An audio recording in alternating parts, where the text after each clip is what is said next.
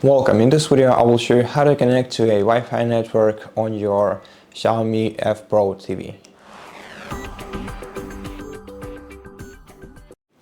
First, navigate to Settings on your TV, press OK, then go to the network settings, so select this tile, and after that select one of the available networks you see right here.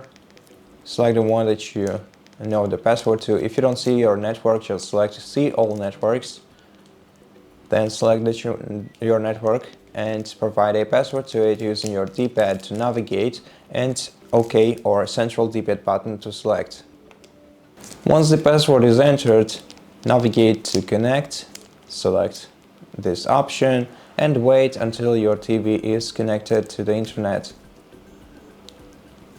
And at this point, you'll be able to use your TV once again. And so that's it. Thank you for watching this video. If you liked it, please consider subscribing to our channel, leave us a like and a comment below, and I'll see you in the next one.